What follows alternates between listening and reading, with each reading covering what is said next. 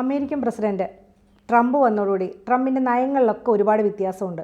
അതായത് ട്രംപ് നേരത്തെ വിദേശ പല ഭീകര സംഘടനകളെ നിരോധിച്ചിട്ടുണ്ട്. യമൻ ബേസ് ചെയ്തിട്ടുള്ള അൻസർ അള്ള എന്ന് പറയുന്ന വിദേശ ഭീകര സംഘടനയെ നേരത്തെ ട്രംപിൻ്റെ കാലത്ത് ഉപരോധം ഏർപ്പെടുത്തി. അതായത് വിദേശ ഭീകര സംഘടന ആയതുകൊണ്ട് ഉപരോധം ഏർപ്പെടുത്തി. അതിനുശേഷം വീണ്ടും ബൈഡൻ വന്നപ്പോൾ മാറ്റം വന്നു. ഇപ്പോൾ വീണ്ടും വന്ന വഴി തന്നെ ആദ്യമേ തന്നെ ഹൂതികളുടെ ഈ സംഘടനയെ അവർ വീണ്ടും ഉപരോധം ചെയ്തേക്കണു. യമൻ കേന്ദ്രീകരിച്ചും അല്ലെങ്കിൽ ജിബൂട്ടി കേന്ദ്രീകരിച്ചൊക്കെ ഒരു മാറ്റത്തിൻ്റെ ഒരു, അതായത് ഹൂതികളോടുള്ള ട്രംപിന്റെ ഒരു വിരോധം കൂടുതൽ ശക്തമായിക്കൊണ്ടിരിക്കുകയല്ലേ? അങ്ങനെ തന്നെ പറയാം. ഇപ്പോൾ അൻസറുള്ള അമേരിക്ക ഭീകര സംഘടനകളുടെ പട്ടികയിലാണ് വീണ്ടും ഉൾപ്പെടുത്തിയിരിക്കുന്നത്. അപ്പോൾ ഈ അൻസറുള്ള എന്ന് പറയുന്നത് യമൻ കേന്ദ്രമായി പ്രവർത്തിക്കുന്ന ഹൂതികൾ നിയന്ത്രിക്കുന്ന സംഘടനയാണ്. ഇവർ എല്ലായ്പ്പോഴും അമേരിക്കയ്ക്കും അതുപോലെ തന്നെ അമേരിക്കയുടെ സഖ്യകക്ഷികൾക്കും ഭീഷണിയാണ്. പ്രത്യേകിച്ച് മിഡിൽ ഈസ്റ്റ് കേന്ദ്രമായി പ്രവർത്തിക്കുന്ന അമേരിക്കൻ സൈനികർക്ക്, അമേരിക്കൻ പൗരന്മാർക്കൊക്കെ തന്നെ ഇവർ ഭീഷണി സൃഷ്ടിക്കുന്നു. അപ്പോൾ നേരത്തെ പറഞ്ഞ പോലെ ഡൊണാൾഡ് ട്രംപ് 2016 അധികാരത്തിലെത്തിയപ്പോൾ ഇവർക്ക് നിരോധനം ഏർപ്പെടുത്തി, ഉപരോധം ഏർപ്പെടുത്തി, അങ്ങനെ ഇവരെ ഭയങ്കരമായിട്ടൊന്ന് ഞെരുക്കിയതായിരുന്നു. പക്ഷേ ബൈഡൻ വന്നപ്പോൾ ഒന്ന് വിട്ടുവീഴ്ച മനോഭാവം കാഴ്ചവെച്ചു. എന്ന് പറഞ്ഞാൽ ഡെമോക്രാറ്റുകൾക്ക് അല്ലെങ്കിൽ ഈ പറയുന്ന ബൈഡനൊക്കെ ഒരു വിട്ടുവീഴ്ച മനോഭാവം, തീവ്രവാദികൾ വരട്ടെ, വന്ന് കുറച്ച് പ്രശ്നമൊക്കെ ഉണ്ടായിക്കോട്ടെ എന്നുള്ളതാണ്. അപ്പോൾ അതിലെ ചില രാഷ്ട്രീയ താല്പര്യങ്ങൾ അവർക്കുണ്ട്. അതായത് അവരെ അന്ന് നിയന്ത്രിച്ചത് ഡീപ് സ്റ്റേറ്റാണ്. പക്ഷേ ഡൊണാൾഡ് ട്രംപ് വന്നപ്പോൾ ഈ ബബിത പറഞ്ഞതുപോലെ നയങ്ങളിൽ വലിയ മാറ്റം, ഇങ്ങനെയൊന്നും വേണ്ട, ഞങ്ങൾ കുറേ മാറ്റങ്ങളൊക്കെ വരുത്താൻ പോവുകയാണെന്ന് പറഞ്ഞു. അതായത് നിലവിൽ ഈ പറയുന്ന ഹമാസിന് വേണ്ടിയിട്ട് യുദ്ധം ചെയ്യുന്നതിന് ഒരു വിഭാഗമുണ്ട്. അപ്പോൾ അവർക്ക് എല്ലായ്പ്പോഴും പിന്തുണ നൽകിക്കൊണ്ടിരിക്കുന്നത്, അവരെ സഹായിച്ചുകൊണ്ടിരിക്കുന്നത് ഇതൊക്കെ തന്നെ ഈ പറയുന്ന തീവ്രവാദ സംഘടനകളാണ്. അപ്പം ഇസ്രയേലിനെതിരെ പലസ്തീന് വേണ്ടി യുദ്ധം ചെയ്യുന്ന ഹമാസ് പോരാളികൾ, അങ്ങനെയാണ് പറയുന്നത്. സത്യത്തിൽ ഹമാസ് എന്ന് പറയുന്ന ഭീകര സംഘടനയാണ്. അവർ പലസ്തീൻ്റെ രക്ഷയ്ക്കെന്ന് പറഞ്ഞിട്ട് അവിടെ യുദ്ധം ചെയ്തു. എന്തിനാണെന്ന് പറഞ്ഞാൽ ഇസ്രയേൽ എന്ന് പറയുന്ന രാജ്യത്തെ ഇല്ലാതാക്കാനും ജൂതന്മാരെ തുടച്ചു നീക്കാനും. അങ്ങനെ യുദ്ധം ചെയ്തപ്പോൾ അവർക്ക് ഐക്യദാർഢ്യം പ്രഖ്യാപിച്ചുകൊണ്ട് ഇസ്രയേലിൻ്റെ കപ്പലുകൾക്ക് നേരെ ആക്രമണം നടത്തും. അപ്പോൾ പ്രധാനപ്പെട്ട കപ്പൽ യാത്രയുടെ ഒരു റൂട്ട് എന്ന് പറയുന്നത് ചെങ്കടൽ വഴിയാണ്. ചെങ്കടൽ വഴി പോകുന്ന 100-ലധികം കപ്പലുകൾക്ക് നേരെ ഹൂത്തികൾ ആക്രമണം നടത്തി. എന്തിനു വേണ്ടിയിട്ട്? ഇസ്രയേലിനെ എതിർക്കാൻ വേണ്ടി, അല്ലെങ്കിൽ പാലസ്തീന് ഐക്യദാർഢ്യം പ്രഖ്യാപിക്കാൻ വേണ്ടി. മാത്രമല്ല പലസ്തീനെ അങ്ങ് പുകഴ്ത്തിയാണ് ചെയ്യുന്നത്. ഇപ്പം ഈ പറയുന്ന അൻസറുള്ള എന്ന് പറയുന്ന ഭീകര സംഘടന, ഇവരുടെ നേതാവുണ്ട് അബ്ദുൾ മാലിക് അൽ ഹൂത്തി എന്നാണ്. ഇദ്ദേഹം കഴിഞ്ഞ ദിവസം അവിടെ പറഞ്ഞത് പലസ്തീൻകാരുടെ ചെറുത്തുനിൽപ്പിനെ നമ്മൾ അഭിനന്ദിക്കണം, അവർ എന്തൊരു മനോഹരമായ ചെറുത്തുനിൽപ്പാണ് നടത്തിയത്, ഈ ഇസ്രായേൽ എന്ന് പറയുന്ന രാജ്യത്തിൻ്റെ അധിനിവേശത്തെ ഇല്ലാതാക്കിയതാണ് എന്നൊക്കെ പറഞ്ഞിട്ട് ഇവരെ വലിയ രീതിയിൽ പുകഴ്ത്തുന്നു. ആരാ ചെയ്യുന്ന? ഒരു ഭീകര സംഘടന അല്ല. ഹമാസിനെ സഹായിക്കാൻ വരെ ഹൂതികൾ പലസ്തീനിൽ വന്നിട്ടുണ്ടായിരുന്നു. അതെ, ഈ സത്യത്തിൽ ഹമാസ് എന്ന് പറയുന്നതും ഹിസ്ബുള്ള എന്ന് പറയുന്നതും ഹൂത്തികൾ എന്ന് പറയുന്നതും ഒരേ ഭീകര സംഘടനയുടെ 2-3 രൂപം എന്ന് പറയാം. ഇപ്പോൾ ഹമാസിലുള്ളത് മൊത്തം സുന്നി മുസ്ലിങ്ങളാണ്, ഹിസ്ബുള്ളയിലും ഹൂത്തികളിലും ഉള്ളത് ഈ പറയുന്ന ഷിയ മുസ്ലിങ്ങളാണ്. അപ്പോൾ എന്തെടുക്കൂ, ഈ പറയുന്ന യമൻ കേന്ദ്രമാക്കി പ്രവർത്തിക്കുന്ന ഈ തീവ്രവാദ സംഘടന ഉണ്ടല്ലോ ഹൂത്തികൾ, ഇവരുടെയാണ് ഈ പറയുന്ന അൻസറുള്ള എന്ന് പറയുന്ന വിഭാഗം. ഇവരെന്താ ചെയ്യുന്നതെന്ന് പറഞ്ഞാൽ ഇസ്രായേലിനെ തകർക്കാൻ വേണ്ടി ചെങ്കടലിൽ പോകുന്ന കപ്പലുകൾക്ക് നേരെ ആക്രമണം നടത്തും. അതായത് സുന്നി രാജ്യങ്ങളിൽ പോലും ഹൂതികൾ ആക്രമിച്ചിട്ടുണ്ട്. അതെ, അതായത് സുന്നി രാജ്യമാണ് സൗദി അറേബ്യ. സൗദി അറേബ്യ ഉൾപ്പെടെയുള്ള മിഡിൽ ഈസ്റ്റ് രാജ്യങ്ങളിലൊക്കെ എണ്ണപ്പാടങ്ങളുണ്ട്. അവരുടെ വരുമാനം തന്നെ എണ്ണയാണല്ലോ. ഈ എണ്ണപ്പാടങ്ങൾക്ക് നേരെ ഹൂത്തികൾ ആക്രമണം നടത്തും. അവിടെ അവർക്ക് പ്രൊട്ടക്ഷൻ കൊടുക്കേണ്ടത് അമേരിക്കൻ സൈന്യമാണ്. അപ്പോൾ അമേരിക്കൻ സൈന്യം വേണം അതിനെ പ്രതിരോധിക്കാൻ. അപ്പോൾ എല്ലായ്പ്പോഴും ഈ പറയുന്ന ഈ അൻസറുള്ള എന്ന് പറയുന്ന തീവ്രവാദ സംഘടന ലോകത്തിന് തന്നെ വിനാശകരമാണ്. അതാണ് ഡൊണാൾഡ് ട്രംപ് ഇപ്പോൾ പറയുന്നത്.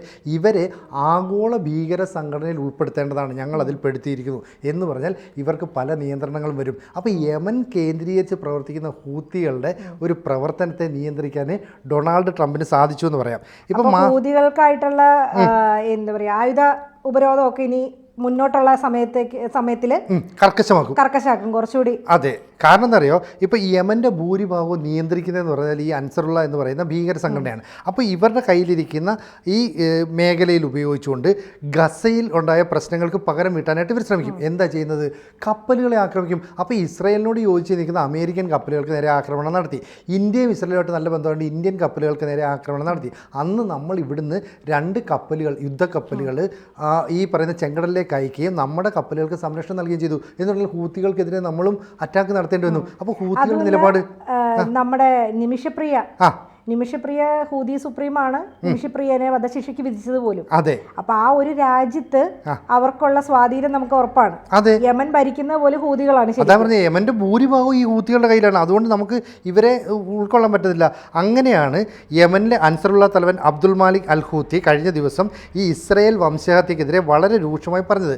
പലസ്തീൻ ജനതയുടെ പ്രതിരോധത്തെ അല്ലെ അവരുടെ ഐക്യദാർഢ്യത്തെ പ്രശംസിക്കുന്നു. ഇതാണ് പറഞ്ഞത്. അപ്പോൾ ഇസ്രയേലി ശത്രുക്കൾക്കെതിരെ യമൻ സൈന്യം കടലിൽ ആക്രമണം നടത്തി. സത്യത്തിൽ യമൻ സൈന്യം എന്ന് പറയുന്നത് ആരാണ്? ഈ തീവ്രവാദ സംഘടനകൾ, അതായത് അൻസറുള്ള എന്ന് പറയുന്ന തീവ്രവാദ സംഘടന. അപ്പോൾ ഇവർ നടത്തിയ കാര്യങ്ങളൊക്കെ തിരിച്ചറിഞ്ഞിട്ട് അമേരിക്ക പറയാണ് ഞങ്ങളുടെ ഇടപെടൽ ഉണ്ടായിട്ട് അല്ലെങ്കിൽ ഞങ്ങളുടെ കപ്പലുകൾ ഉണ്ടായിട്ട് പോലും ഞങ്ങളെ ആക്രമിച്ചു. കാരണം എന്താ വെച്ചാൽ ഇവർ ഈ യമൻ എന്ന് പറയുന്നത് കടലോര മേഖലയാണ്. അപ്പോൾ ആ മേഖലയിൽ നിന്ന് ഇവർ മിസൈലുകളും റോക്കറ്റുകളും ഒക്കെ വിക്ഷേപിക്കുന്നു. ഇത് വന്ന് വീഴാൽ കപ്പലുകൾക്ക് നാശം ഉണ്ടാവും. അതുപോലെ ചെങ്കടൽ കേന്ദ്രീകരിച്ചു ആയതുകൊണ്ട് നമ്മുടെ ഏറ്റവും കൂടുതൽ രാജ്യാന്തര ഒരു റൂട്ടാണല്ലോ. അതെ, ട്രേഡിന്റെ റൂട്ടാണ്. മാത്രമല്ല ഇവർ ചിലപ്പോൾ കപ്പലുകളെ ആക്രമിച്ചിട്ട് പൈസ ചോദിക്കും. ഇപ്പൊ നമ്മുടെ കപ്പലുകൾ അറിയില്ലേ, കടൽ കൊള്ളക്കാർ കപ്പൽ തട്ടിയിട്ട്. അപ്പൊ ഈ കടൽ കൊള്ളക്കാരുടെ കൂട്ടത്തിലും ഈ അൻസറുള്ളക്കാരുണ്ട്. അപ്പൊ അവർ വന്നിച്ച് ഈ കപ്പലുകൾക്ക് ഇത്ര രൂപ തന്നാലേ ഞങ്ങൾ വിടത്തുള്ളൂ എന്നൊക്കെ പറഞ്ഞാൽ നമ്മുടെ ചരക്ക് രക്ഷിക്കാൻ വേണ്ടി നമ്മൾ പൈസ കൊടുക്കും. അപ്പോൾ ഇത്തരത്തിൽ തീവ്രവാദം നടത്തുന്ന ഇവരെ ഇനി നമുക്ക് വേണ്ട, ലോകത്തിന് വേണ്ട. ഡൊണാൾഡ് ട്രംപ് തീരുമാനം എടുക്കുകയാണ്. അപ്പോൾ നിർണായക തീരുമാനം ട്രംപ് എടുത്താൽ പല ഭീകരവാദികളുടെ തലകളും ഉരുളും എന്നുള്ളത് ഏതാണ്ട് ഉറപ്പാണ്. ഏകദേശം അതിന് മറ്റുള്ള സൗദി പോലുള്ള രാജ്യങ്ങളും, അതായത് മുസ്ലിം രാഷ്ട്രങ്ങളും അതിന് കൂടെ നിൽക്കും. അതെ, അവർക്കും ഇവർ ഭീഷണിയാണ്. അതെ.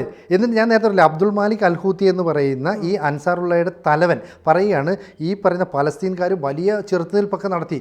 ഇസ്രയേലിനോ അമേരിക്കയ്ക്കോ ഞങ്ങളുടെ റോക്കറ്റ് ലോഞ്ചറുകളെയോ മിസൈലുകളെയോ കണ്ടെത്താൻ കഴിഞ്ഞില്ല. അതാണ് ഞാൻ നേരത്തെ പറഞ്ഞത്. ചെങ്കടലിലൂടെ പോകുന്ന കപ്പലുകൾക്ക് നേരെ ആക്രമണം നടത്തുന്നെങ്കിലും ഇത് എവിടെ നിന്നാണ് അറ്റാക്ക് നടത്തുന്നത് അവർക്ക് കണ്ടെത്താൻ പറ്റുന്നില്ല. അപ്പോൾ യമനിലെ ഭൂരിഭാഗം ജനങ്ങളും ഇവരെ പേടിച്ചിട്ടോ അല്ലെ ഇവരെ മനഃപൂർവ്വമായി സഹായിച്ചിട്ടോ വലിയ പിന്തുണ നൽകിയിരുന്നു.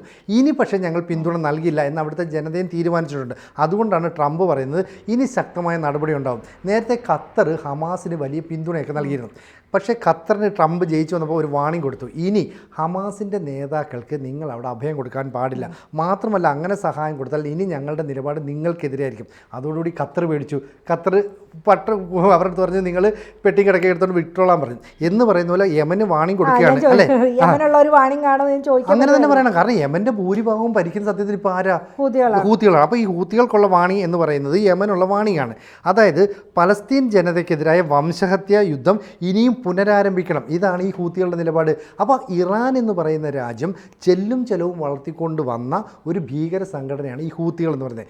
ഹൂത്തികളിൽ തന്നെ ഒരു വിഭാഗം മാറി അൻസറുള്ള എന്ന് പറഞ്ഞിട്ടൊരു ഗ്രൂപ്പ് രൂപീകരിക്കുന്നു. ഈ അൻസറുള്ള എന്നിട്ട് യമൻ്റെ ഭരണം പിടിച്ചെടുക്കുന്നു. അപ്പോൾ ആത്യന്തികമായി എന്ന് പറഞ്ഞാൽ ഹൂത്തികളെ ഉപയോഗിച്ചുകൊണ്ട് ഈ ഷിയ തീവ്രവാദം വളർത്താനുള്ള ശ്രമമാണ് ഇറാൻ നടത്തിക്കൊണ്ടിരിക്കുന്നത്. സൗദി ഉൾപ്പെടെയുള്ള മിഡിൽ ഈസ്റ്റ് രാജ്യങ്ങളിലെല്ലാം തന്നെ സുന്നി രാജ്യങ്ങളാണ്. അതുപോലെ തന്നെ ലെബനനിലും കൂടുതൽ കുറച്ച് ഷിയ വിഭാഗമുണ്ട്. അവിടെയാണ് ലെബനനിൽ ഈ ഹിസ്ബുള്ള എന്ന് പറയുന്ന തീവ്രവാദി വിഭാഗത്തെ വളർത്തിയത്. അപ്പം ഹിസ്ബുള്ളയും ഹൂത്തികളും ആക്ച്വലി ഈ ഷിയ തീവ്രവാദികളാണ്. ഈ ഷിയ തീവ്രവാദം വിജയിച്ചു എന്നാണ് ഇവരുടെ കമാൻഡർ ഇപ്പോൾ പറയുന്നത്. എന്നിട്ട് പറയുകയാണ് ഇസ്രായേൽ സേനയ്ക്കോ അമേരിക്കൻ സേനയ്ക്കോ നമ്മളെ തൊടാൻ പറ്റിയില്ല, നമ്മൾ ഭയങ്കര ശക്തരാണെന്ന് പറഞ്ഞു. അപ്പോൾ ഡൊണാൾഡ് ട്രംപ് പറഞ്ഞേക്ക് നിർത്തിക്കോണം, ഹമാസിനെ ഞങ്ങൾ തീർത്തിട്ടുണ്ട്, ഞങ്ങൾ എന്ന് പറഞ്ഞാൽ ഇസ്രായേൽ തീർത്തു, ഹിസ്ബുള്ളയും തീർത്തു, അടുത്ത ഹൂത്തികളെ ആക്രമിച്ചുകൊണ്ടിരിക്കുകയാണ്. ഇനി ഈ അൻസറുള്ള എന്ന് പറഞ്ഞിട്ട് ആരെങ്കിലും പുറത്തേക്ക് വന്നാൽ നിങ്ങൾ ആഗോള ഭീകര സംഘടനയിൽ ഉൾപ്പെട്ടതാണ്, ലോകത്ത് ഏത് രാജ്യത്തിന് വേണമെങ്കിലും നിങ്ങളെ ആക്രമിക്കാം. അതൊരു വലിയ പ്രശ്നമല്ലേ? ഇറാനുള്ള ഒരു മുന്നറിയിപ്പ് കൂടിയാണ് ട്രംപ്. അതെ, ഇറാന് മുന്നറിയിപ്പ്. കാരണം ഇറാനാണല്ലോ ഇവർക്ക് ഇത്രയും നാൾ പണവും ആയുധം കൊടുത്തത്. ഇപ്പം എന്താ പ്രശ്നം എന്നറിയാം? ഇറാൻ ഏതാണ്ട് നിരായുധീകരിക്കപ്പെട്ടു. അവരുടെ കയ്യിൽ പണമില്ല. അവർക്ക് അമേരിക്ക വലിയ ഉപരോധമൊക്കെ ഏർപ്പെടുത്തി. മാത്രമല്ല നേരത്തെ ബബിത പറഞ്ഞ പോലെ തന്നെ ഡൊണാൾഡ് ട്രംപ് അധികാരത്തിൽ 2016 വന്നപ്പോഴാണ് ഇറാന് വലിയ ഉപരോധം ഏർപ്പെടുത്തി. അതോടുകൂടി അവർ എണ്ണ കച്ചവടം മുട്ടി. അപ്പോൾ എണ്ണ വിൽക്കാതെ അവർക്ക് സമ്പത്തില്ല. അപ്പോൾ ആണ് ജോ ബൈഡൻ വരുന്നത്. ജോ ബൈഡൻ വരുമ്പോൾ ഒരു അഴകുഴമ്പൻ നിലപാട് സ്വീകരിക്കും. എന്ന് വെച്ചാൽ ഞാൻ കണ്ണടച്ചിരിക്കാം, എണ്ണ വിറ്റോന്ന് പറയും. അങ്ങനെയൊക്കെയുള്ള സഹായം ചെയ്യും ഇറാനെ സഹായമേ. ആ പൈസ കൊണ്ടാണ് ഹൂത്തികൾക്കും അൻസറുള്ള പോലെയുള്ള തീവ്രവാദ സംഘടനകൾക്കും വളരാൻ സാധിച്ചത്. പക്ഷേ ഇപ്പോൾ വീണ്ടും ആര് വരുന്നു? ട്രംപ് വരുന്നു. അപ്പോൾ ഇറാനെ പേടിപ്പിക്കും. ഇറാനിലെ മതഭരണകൂടത്തെ പോലും അട്ടിമറിക്കുമെന്ന് ഇസ്രായേൽ പ്രധാനമന്ത്രി ബെഞ്ചമിൻ നെതന്യാഹു പറഞ്ഞു. അങ്ങനെ പറയുന്ന ആരുടെ പിന്തുണ? ട്രംപിൻ്റെ പിന്തുണയുള്ളതുകൊണ്ടാണ്. അപ്പോൾ ആ പിന്തുണയുള്ള ഇസ്രായേലും അമേരിക്കയും തമ്മിൽ യോജിച്ചുകൊണ്ട് ഒരു അറ്റാക്ക് വേണമെങ്കിൽ അവിടെ നടത്താം. കൂടാതെ അവിടെ ഒരു ആഭ്യന്തര കലാപത്തിനുള്ള എല്ലാ ഇതും സാധ്യതയുണ്ട്. ഉണ്ട് അവിടെ. അപ്പോൾ ഇവരൊന്ന് തീ കത്തിച്ചു കൊടുത്താൽ മതി അല്ലേ? അപ്പോൾ അവിടുത്തെ സ്ത്രീകൾ തല മറയ്ക്കണം അല്ലെ, ഒരുപാട് പർദ്ദയിടണം. മാറ്റങ്ങൾ വന്നു അവർ പറഞ്ഞ് പറ്റില്ല, ഞങ്ങൾ ഇതൊന്നും ചെയ്യില്ല, ഞങ്ങൾ മാറിക്കൊണ്ടിരിക്കണം.